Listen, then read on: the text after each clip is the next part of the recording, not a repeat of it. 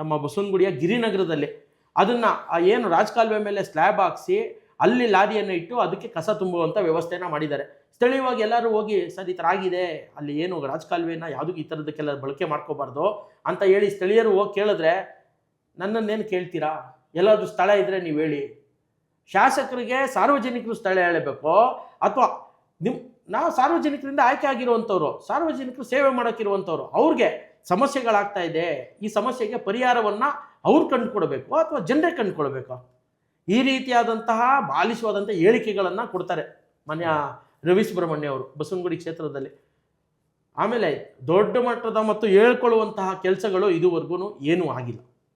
ಮಾತು ಪಾರ್ಕ್ಗಳಂತಾರೆ, ಪಾರ್ಕ್ ಅಭಿವೃದ್ಧಿ ಅಂತಾರೆ.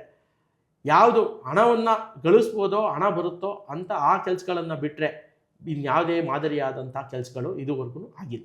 ಅವರು ರವಿ ಸುಬ್ರಹ್ಮಣ್ಯ ಅವರು ಪ್ರಚಾರದಲ್ಲೂ ಬರಲ್ಲ, ಯಾವ ಪ್ರತಿಭಟನೆಗಳಲ್ಲೂ ಕಾಣಿಸ್ಕೊಳ್ಳಲ್ಲ, BJP ಪಕ್ಷದ ನಾಯಕರ ಜೊತೆಗೂ ಇರಲ್ಲ, ಎಲ್ಲೂ ಕಾಣಿಸ್ಕೊಳ್ಳದೇ ಇರೋ ವ್ಯಕ್ತಿ ಹೇಗೆ ಅವರು ಗೆಲ್ತಾ ಇರೋದು ಹೇಗೆ ಅನ್ನೋದೇ ಸುಮ್ಮನೆ ಒಂದು ಕುತೂಹಲ ನನಗೆ. BJPಯಲ್ಲಿ ಒಂದಿದೆ, ಹೆಚ್ಚು ಮಾತನಾಡೋರಿಗೆ ಅವಕಾಶಗಳು ಕಮ್ಮಿ. ಇವರು ಅದನ್ನು ಚೆನ್ನಾಗಿ ಅರ್ಥಕೊಂಡಿದ್ದಾರೆ. ಆಮೇಲೆ ಇವರು ಯಾವುದೇ ವಿರೋಧಿಗಳ ಬಗ್ಗೆ ಮಾತನಾಡಲ್ಲ, ಜೋರ ಧ್ವನಿ ಎತ್ತಲ್ಲ. ಹಾಗಾಗಿ ಇವರು ಎಲೆಮರೆ ಕಾಯಿ, ಇವ್ರಾಯಿತು, ಇವ್ರ ಕೆಲಸ ಆಯಿತು, ಇವ್ರಿಗೇನು ಬೇಕು, ಇವ್ರಿಗೇನು ಅನುಕೂಲ ಆಗಬೇಕು ಯಾಕೆಂದರೆ ಇವತ್ತು ಗುತ್ತಿಗೆ ಅಲ್ಲಿ ಏನು ಕಾಂಟ್ರಾಕ್ಟ್ಗಳನ್ನ ತೊಗೊಳ್ಳೋದು ಇವ್ರ ಕಡೆಯವರೇನೆ ಕಾಂಟ್ರಾಕ್ಟ್ ತೊಗೋತಾರೆ, ಕೆಲಸ ಮಾಡಿಸ್ತಾರೆ. ಹೊರಗಡೆ ಎಕ್ಸ್ಪೋಸ್ ಆಗಲ್ಲ.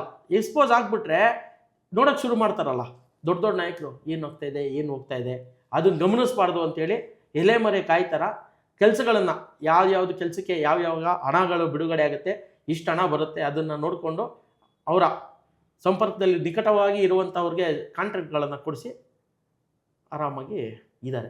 ಎಲೆಕ್ಷನ್ ಟೈಮಲ್ಲಿ ಅದು ಕಿಕ್ ಬ್ಯಾಕ್ ಆಗುತ್ತಾ? ಬೇರೆಯವರಲ್ವಲ್ಲ, ಅವರ ಬೇನಾಮಿಗಳೇ ಆಗಿರೋದ್ರಿಂದ ಕಿಕ್ ಬ್ಯಾಕ್ ಏನು ಬೇಕಲ್ಲಿ? ಹಾಗೆ ಎಷ್ಟೋ ಇದು ಕೆಲಸಗಳು. ಇವತ್ತು ಒಂದು ಪೊಲೀಸ್ ಸ್ಟೇಷನ್ನು, ಗಿರಿನಗರದಲ್ಲಿರುವಂಥ ಒಂದು ಪೊಲೀಸ್ ಠಾಣೆ ಲಕ್ಷಾಂತರ ರೂಪಾಯಿ ಬಾಡಿಗೆ ಕೊಟ್ಟು ಅದನ್ನು ಇಟ್ಕೊಂಡಿದ್ದಾರೆ. ಜಾಗ ಇದೆ. ಆ ಜಾಗವನ್ನು ಕಾಂಗ್ರೆಸ್ ಸರ್ಕಾರ ಇದ್ದಾಗ, ಈ ಬಾರಿ ಅಲ್ಲ ಕಳೆದ ಬಾರಿ ಕಾಂಗ್ರೆಸ್ ಸರ್ಕಾರ ಇದ್ದಾಗ ಅಲ್ಲಿ ಸ್ಟೇಷನ್ ಮಾಡಬೇಕು ಅಂತ ಹೇಳಿ ಗುದ್ಲಿ ಪೂಜೆ ಮಾಡಿದ್ರು. ಇವರು ಹೋಗಿ ಕೋರ್ಟಿಂದ ಸ್ಟೇ ತರಿಸಿದ್ರು. ಇವರು ಮುಂದೆ ಬರಲ್ಲ, ಹಿಂದೆ ಇದ್ದ ಹೋದ್ರು ಸ್ಟೇ ತರಿಸಿದ್ರು. ಇವತ್ತು ಆ ಜಾಗವನ್ನು ಕೋರ್ಟಲ್ಲಿ ಕೇಸ್ ನಡೀತಾ ಇದೆ. ಈ ರೀತಿಯಾಗಿ ನೂರಾರು ಜಾಗಕ್ಕೆ ಅಲ್ಲಿ ಮಾಡೋದಕ್ಕೆ ಸಾಧ್ಯ ಇಲ್ಲ, ಅಸಾಧ್ಯ, ಏನೋ ಒಂದು ಕೆಲಸಕ್ಕೆ ಕೈ ಹಾಕೋದು, ಅದನ್ನು ಹಂಗೆ ನೆನ್ಗುದ್ಗೆ ಬೀಳ್ಸೋದು. ಜನರಿಗೂ ಉಪಯೋಗ ಆಗಬಾರ್ದು, ಜನರಿಗೆ ಯಾವುದೇ ರೀತಿಯ ಉಪಯೋಗ ಆಗಬಾರ್ದು, ಇವ್ರ ವಿರುದ್ಧ ಆಗಬಾರ್ದು. ಇವ್ರಿಗೆ ಬೇಕು ಅಂದಿದ್ದಾಗುತ್ತೆ, ಇವ್ರಿಗೆ ಬೇಡ ಅಂದಿದ್ದಾಗಲ್ಲ. ಈ ರೀತಿಯಾಗಿ ಇರುವಂಥದ್ದು ಇದು ಬಸವನಗುಡಿಯ ಕತೆ, ನಿಮ್ಮ ಕ್ಷೇತ್ರದ್ದು. ಯಾಕೆಂದರೆ ರವಿ ಸುಬ್ರಹ್ಮಣ್ಯ ಅವರು ಎಲ್ಲೂ ವಿಧಾನಸಭೆಯಲ್ಲಿ ಒಂದು ಪ್ರಶ್ನೆ ಮಾಡಿದ್ದನ್ನು ನಾನು ನೋಡಿಲ್ಲ. ಆಮೇಲೆ ನಿಮ್ಮ ಕ್ಷೇತ್ರದಲ್ಲೂ ಅವ್ರದ್ದು ಎಲ್ಲೂ ಸುದ್ದಿ ಆಗಲ್ಲ. ಬಟ್ 4ನೇ ಸಾರಿ ಗೆಲ್ತಾ ಇದ್ದಾರೆ, ನನಗಂತೂ ಕುತೂಹಲ ಇತ್ತು. ಇನ್ನು ನಿಮ್ಮ KRS ಪಾರ್ಟಿಯ ಕಾರ್ಯಚಟುವಟಿಕೆ ಹೆಚ್ಚಿನದಾಗಿ ನೀವು ಕಾನ್ಸಂಟ್ರೇಟ್ ಮಾಡೋದು ಪೊಲೀಸ್ ಭ್ರಷ್ಟಾಚಾರದ ಬಗ್ಗೆ.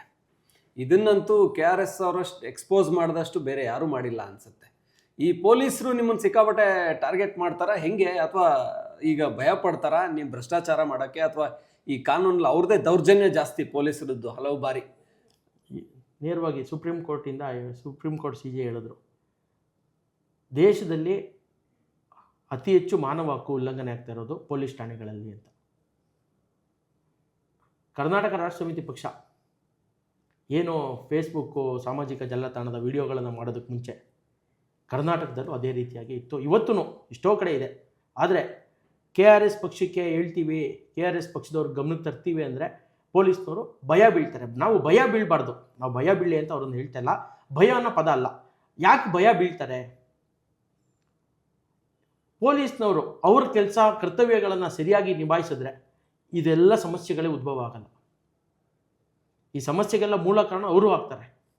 ಸಾಮಾನ್ಯ ಜನರು ಇವತ್ತು ಹೋಗಿ ಯಾರಾದರೂ ಒಬ್ಬ ಸಾಮಾನ್ಯ ವ್ಯಕ್ತಿ ಸ್ಟೇಷನ್ಗೆ ಹೋಗಿ ಕಂಪ್ಲೇಂಟ್ ಕೊಡೋದಕ್ಕೆ ಆಗುತ್ತಾ? ಇವತ್ತೂ ಆ ವ್ಯವಸ್ಥೆ ಬದಲಾಗಿಲ್ಲ. ಯಾರಾದರೂ ಇನ್ಫ್ಲೂಯೆನ್ಸ್ ಇರಬೇಕು, ಮಿನಿಸ್ಟರ್ ಹೇಳಬೇಕು, MLA ಹೇಳಬೇಕು, ಅಥವಾ ಅಲ್ಲಿ ಯಾವ ಸ್ಥಳೀಯವಾಗಿ ಸ್ಟೇಷನ್ ಹತ್ರ ಇರುವಂಥ ಯಾರು ಒಬ್ಬ ಪ್ರಭಾವಿ ವ್ಯಕ್ತಿ ಹೇಳಿದ್ರೆ ಮಾತ್ರ ಇವತ್ತು FIRಗಳಾಗ್ತಾ ಇರುವಂಥದ್ದು. ಆ ಪರಿಸ್ಥಿತಿಯಲ್ಲಿತ್ತು. ಈಗ KRS ಪಕ್ಷಕ್ಕೆ ಹೇಳ್ತೀವಿ ಅಂದರೆ ಕೆಲಸಗಳಾಗ್ತಾ ಇದ್ದಾವೆ. ಪೊಲೀಸ್ನವರು KRS ಪಕ್ಷಕ್ಕೆ ಹೇಳ್ತೀವಿ ಅಂತ ಕೆಲಸ ಮಾಡ್ತಾ ಇದ್ದಾರೆ. ಸುಮ್ಮನೆ ಕರೆಯೋದು, ವಿತೌಟ್ ನೋಟಿಸ್ ಕರೆಸೋದು, ಕೂರಿಸ್ಕೊಳ್ಳೋದು, ನಿನ್ನ ಮೇಲೆ ಆಪಾದನೆ ಬಂದಿದೆ. ಸುಲಿಗೆ, ಯಾವ ರೀತಿ ಜನರನ್ನ ಸುಲಿಗೆ ಮಾಡಬೇಕು, ಎದುರಿಸ್ಬೇಕು, ಅವ್ರ ಮೇಲೆ ದೌರ್ಜನ್ಯ ಮಾಡಬೇಕು ಹೆಚ್ಚಾಗೋಗಿತ್ತು. ಇವತ್ತು ಕರ್ನಾಟಕ ರಾಷ್ಟ್ರ ಸಮಿತಿ ಪಕ್ಷ ನಾವು ಹೆಮ್ಮೆಯಿಂದ ಹೇಳ್ಕೊತೀವಿ. ಭಯ ಬೀಳಿ ಅಂತ ನಾವು ಪೊಲೀಸ್ನವ್ರಿಗೆ ಹೇಳಲ್ಲ, ಭಯ ಬೀಳ್ಬೇಡಿ.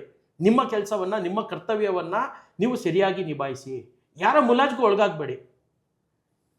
ಬರೀ ಪೊಲೀಸ್ನವ್ರಿಗೆ ಅಂತಲ್ಲ, ಸರ್ಕಾರಿ ಅಧಿಕಾರಿಗಳಿಗೂ ಹೇಳೋದು ನಾವು ಅಷ್ಟೇ. ನೀವು ಅಧಿಕಾರಕ್ಕೆ ಬಂದಾಗ, ಸೇವೆಗೆ ಬಂದಾಗ ನೀವೇನಂತ ಹೇಳಿ ಬಂದಿರ್ತೀರಾ, ಯಾರ ಮುಲಾಜಿಗೂ ಒಳಗಾಗಲ್ಲ. ಇವತ್ತು ಬಹುತೇಕವಾಗಿ ಸರ್ಕಾರಿ ಅಧಿಕಾರಿಗಳೇನು ಅಂದರೆ ಈಲ್ಡ್ ಆಗಿಬಿಡ್ತಾರೆ. ರಾಜಕಾರಣಿಗಳಿಗೆ, ಅಲ್ಲಿ ಯಾವ ಸ್ಥಳೀಯ ಶಾಸಕಂಗೆ, BBMP ಕಾರ್ಪೊರೇಟರ್ಗಳಿಗೆ ಈಲ್ಡ್ ಆಗಿರ್ತಾರೆ ಬರುವಂಥ ಅಧಿಕಾರಿಗಳು. ಭಯ, ನಮ್ಮನ್ನ ಟ್ರಾನ್ಸ್ಫರ್ ಮಾಡಿಬಿಡ್ತಾರೆ, ನಮ್ಗೆ ಇನ್ನೊಂದು ಮಾಡಿಬಿಡ್ತಾರೆ. ನೀವು ಸೇವೆಗೆ ಬರಬೇಕಾದ್ರೇ ಅದೆಲ್ಲ ಹೇಳಿ ಬಂದಿರ್ತೀರಾ.